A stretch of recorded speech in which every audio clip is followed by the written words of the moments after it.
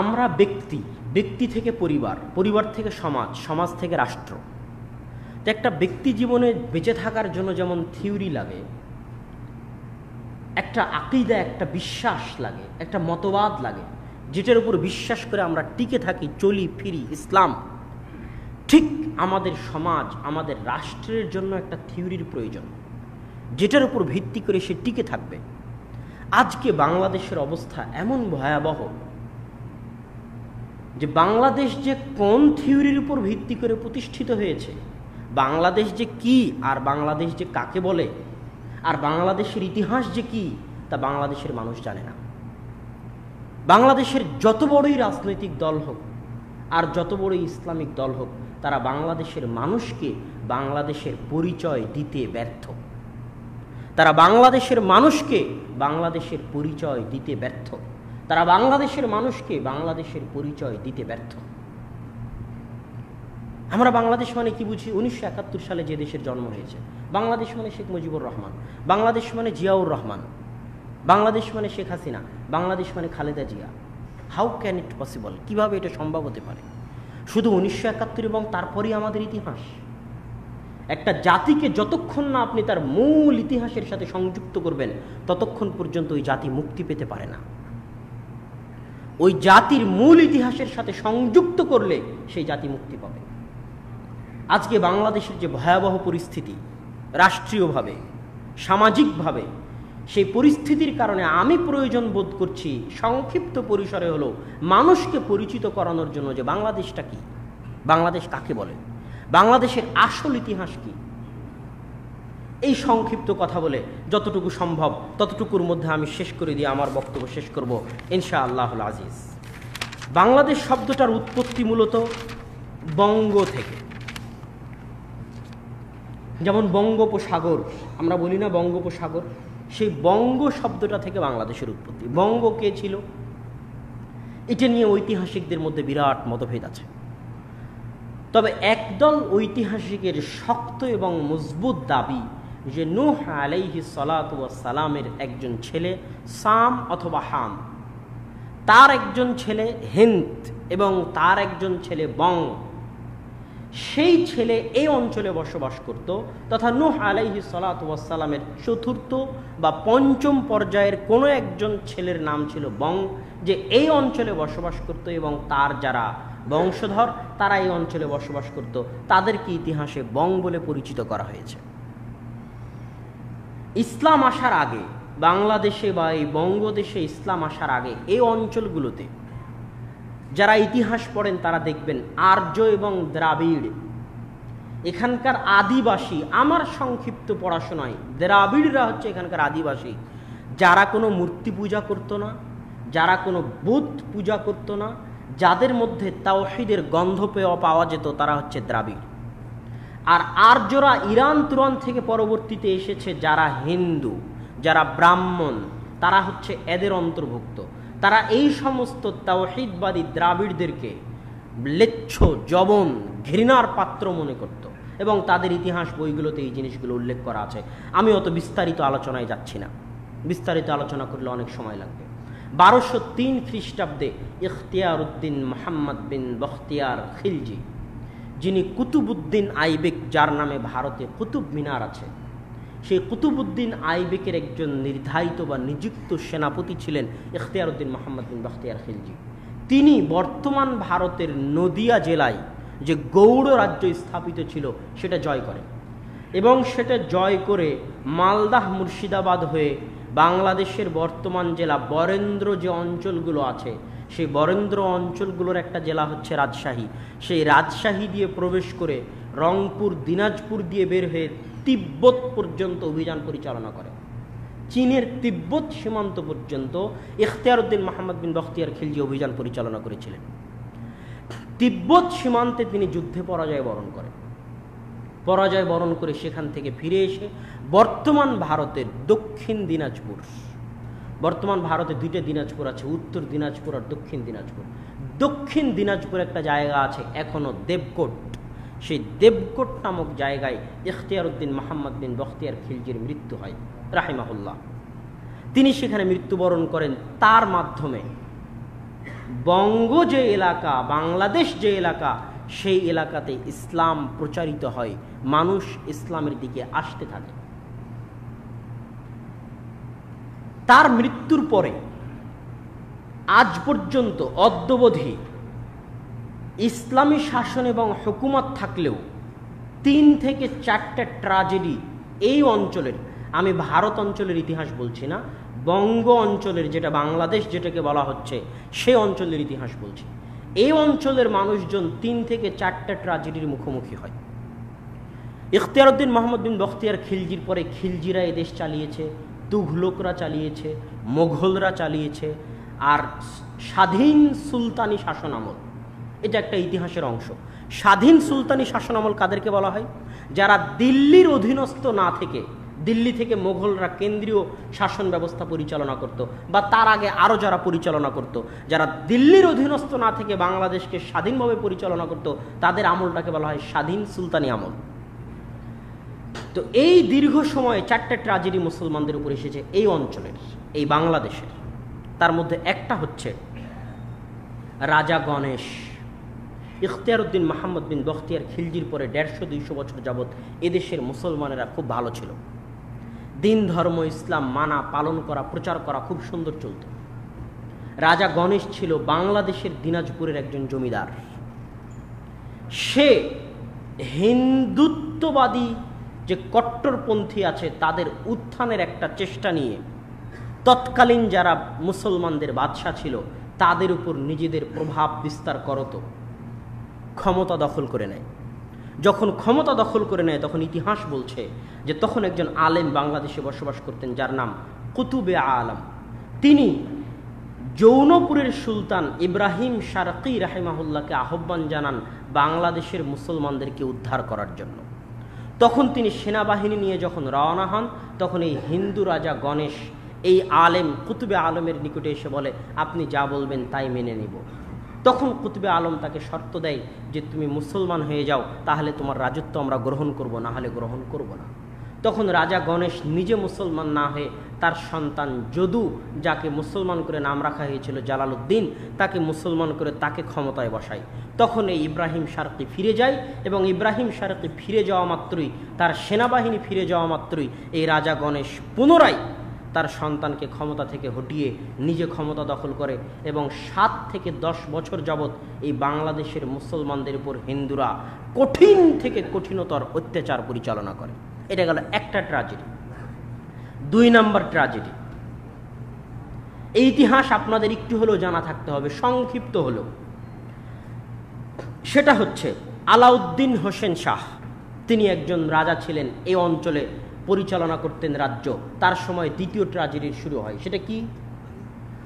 তিনি হিন্দুদের সাথে এতটা বেশি মিশে যান, হিন্দুদের সাথে এতটা বেশি মিশে যান যে হিন্দুদের আদব কায়দা, শিষ্টাচার, কালচার, হিন্দু সাহিত্য, হিন্দু প্রভাব, হিন্দুদের অনুষ্ঠান সব কিছু তার রাজদরবারে পরিচালিত হতে থাকে এবং মুসলিম সমাজে বিস্তৃতি লাভ করতে থাকে। এবং এই সময় মুসলিম সমাজ তাওহীদবাদী আকীদা থেকে বিচ্ছিন্ন হয়ে হিন্দুদের কর্তৃক প্রভাবিত হয়ে যত বাতিল সুফি ফেরকার আবির্ভাব হয়, সব এই সময় আবির্ভাব হয়।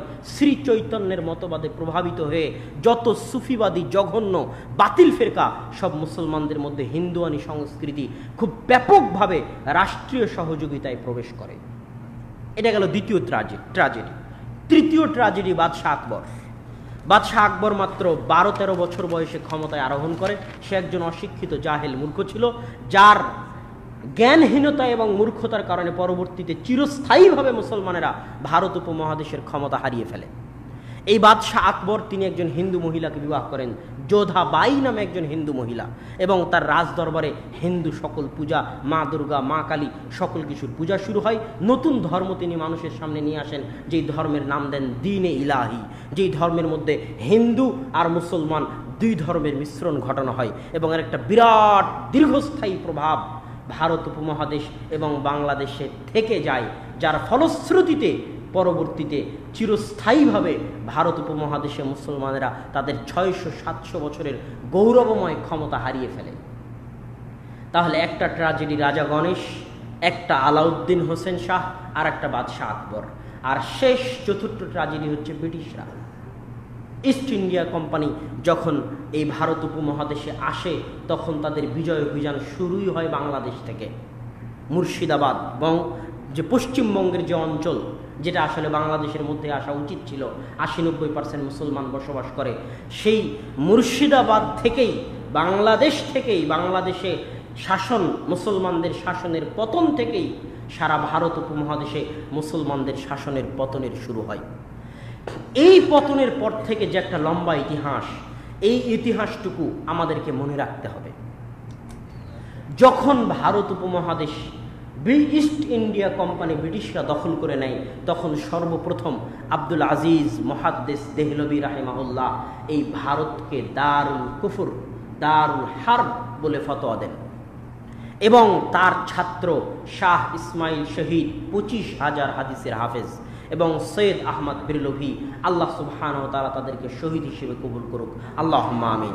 তারাই সর্বপ্রথম এই আলাউদ্দিন হোসেন শাহ এবং বাদশাহ আকবর এবং রাজা গণেশ এবং ইস্ট ইন্ডিয়া কোম্পানি, তাদের মাধ্যমে এই ভারত উপমহাদেশে এবং বাংলাদেশে যত শিরকি, যত বেদাতি, কৃষ্টি কালচার, কুসংস্কার সমাজে প্রবেশ করেছিল, যা মুসলমানদের অধপতনের 1 নম্বর কারণ ছিল, সেই কৃষ্টি কালচারগুলোর বিরুদ্ধে শক্ত মজবুত একটা প্রভাবশালী আন্দোলন পরিচালনা করেন শাহ ইসমাইল এবং সৈয়দ আহমদ বেরলভী।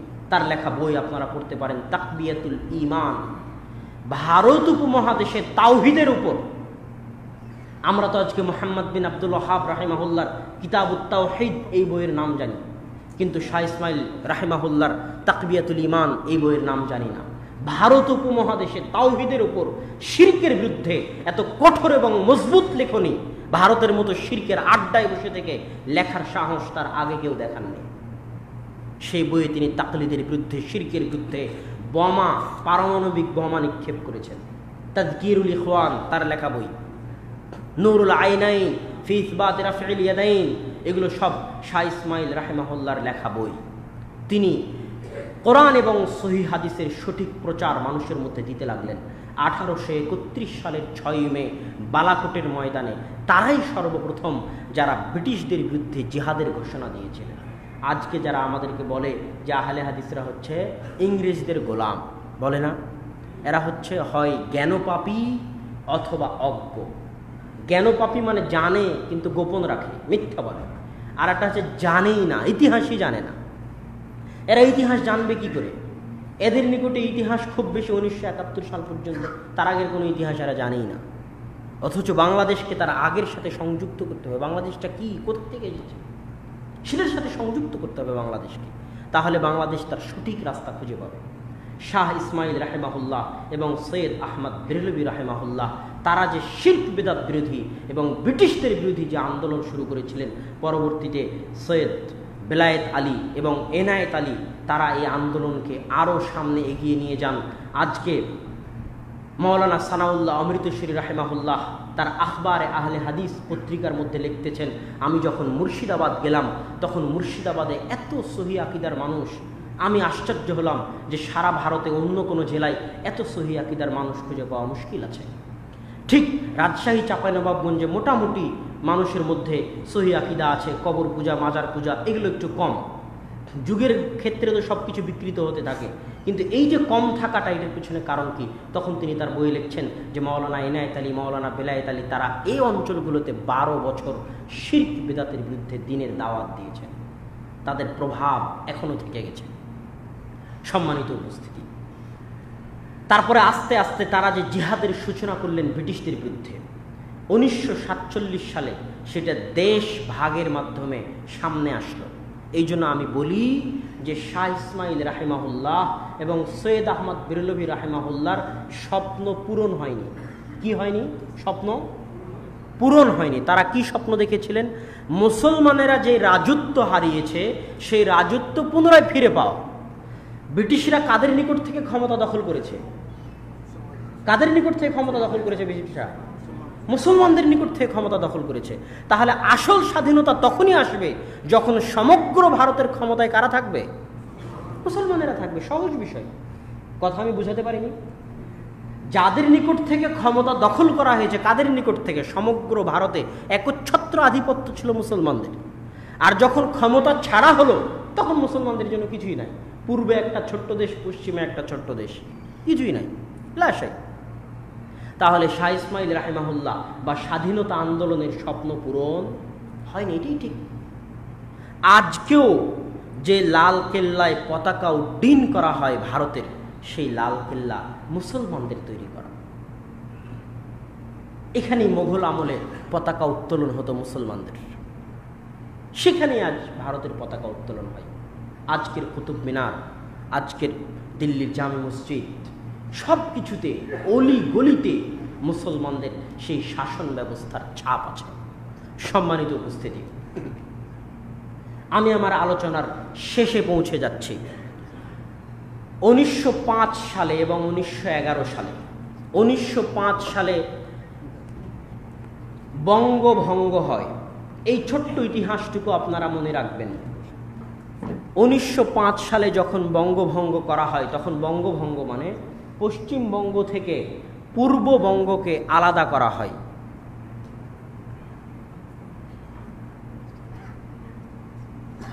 পূর্ববঙ্গে যারা থাকতো তারা ছিল অধিকাংশ মুসলমান, তাদের শিক্ষা দীক্ষার কোনো উন্নতি ছিল না। ব্রিটিশরা তাদের শিক্ষা দীক্ষার উন্নতির জন্য পশ্চিমবঙ্গ থেকে পূর্ববঙ্গকে আলাদা করে। আজকের পূর্ববঙ্গটাই, আজকের বাংলাদেশটাই হচ্ছে সেই দিনের পূর্ববঙ্গ। এই অঞ্চলে অধিকাংশ মানুষ ছিল মুসলমান, তাদের শিক্ষা দীক্ষার জন্য ব্রিটিশরা আলাদা করে। তখন রবীন্দ্রনাথ ঠাকুর কবিতা লেখেন, আমার সোনার বাংলা, যে না, বঙ্গকে ভাঙ্গা যাবে না, পশ্চিম বাংলা পূর্ব বাংলা এক থাকতে হবে। আর এই সমস্ত জাহেল, মূর্খ, লেচ্ছ, জবন, এদের আবার পড়াশোনার কি প্রয়োজন? কোনো প্রয়োজন নাই। তিনি নিজে এই বঙ্গভঙ্গের বিরুদ্ধে নেতৃত্ব দেন এবং 1911 সালে ব্রিটিশরা বঙ্গভঙ্গ রদ করতে বাধ্য হয়, দুই বঙ্গকে আবার একত্রিত করে। তখন এই পূর্ববঙ্গ তথা আজকের বাংলাদেশের যারা নেতা ছিলেন তারা হতাশ হয়ে যান যে এই অঞ্চলের মুসলমানদের জন্য তাহলে কিছুই হবে না। তখন ব্রিটিশরা এই অঞ্চলের মুসলমানদের জন্য একটা বিশ্ববিদ্যালয় করে দেয়, ঢাকা বিশ্ববিদ্যালয়, যেটা তৎকালীন ঢাকার নবাব স্যার সলিমুল্লাহর নিজের জমিতে প্রতিষ্ঠিত। ঢাকা বিশ্ববিদ্যালয় কার জমিতে প্রতিষ্ঠিত? নবাব স্যার সলিমুল্লাহর জমিতে প্রতিষ্ঠিত।